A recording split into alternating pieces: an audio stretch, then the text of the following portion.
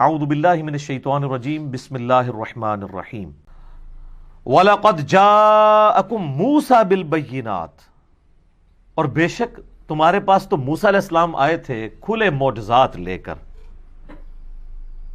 دو بڑے معجزات ان کے کیا تھے؟ عصا پھینکتے تھے، اژدہا بن جاتا تھا، وہ آگے سورۃ الاعراف میں ڈیٹیل آئے گی۔ اور دوسرا، اپنے گریباں سے یوں ہاتھ نکالتے تھے تو یہ ہتھیلی بالکل سورج کی طرح روشن ہو جاتی تھی۔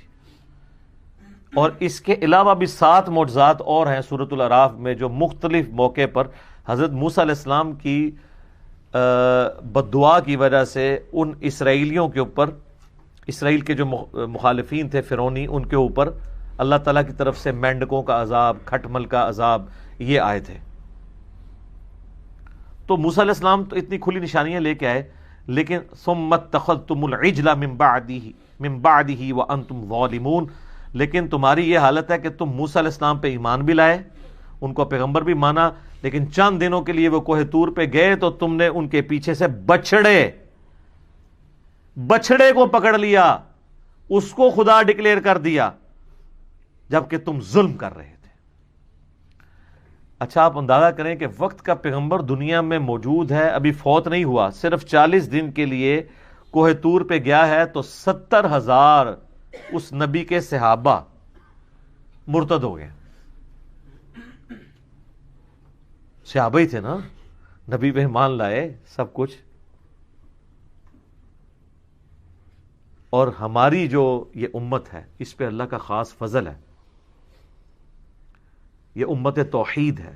آج پیغمبر کو دنیا سے گئے آلموسٹ 1400 سال گزر چکے ہیں، اس کے باوجود مائنیوٹ خرابیاں ضرور آئیں عقیدوں میں شرک کے اعتبار سے، لیکن شرک جلی نہیں آیا۔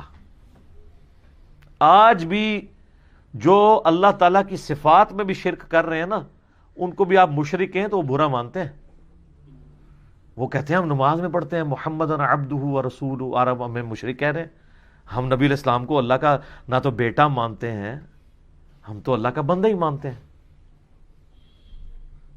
مسئلہ استانت میں جو ایشو آتا ہے وہ الگ اپنی جگہ، لیکن وہاں پہ بھی وہ کہیں گے ہم معبود نہیں مانتے، نبی علیہ السلام کو اللہ کا بندہ ہی مانتے ہیں۔ تو ایز فار ایز توحید فی ذات از کنسرنڈ، اللہ کی ذات میں جہاں تک توحید کا جو ایشو ہے یا شرک فی ذات کے حوالے سے، اس امت کو اللہ تعالیٰ نے محفوظ رکھا ہے۔ خاص کرم ہے اس امت کے اوپر، یہ قیامت تک کے لیے اس حوالے سے ایک یونیک امت ہے۔ باقی جو عقائد کی خرابیاں ہیں کم از کم وہ بھی دور کی جا سکتی ہیں، کیونکہ کتاب سلامت ہے۔ اگلے انبیاء کی تو کتابیں بھی چینج ہو گئی۔ تو اللہ تعالیٰ فرماتا ہے کہ تم لوگوں نے تو بچڑے کو الہ کے طور پہ مان لیا تھا، جبکہ تمہیں یہ بات پتہ تھی، یہ ظلم جب کر رہے تھے نا، تمہیں علم تھا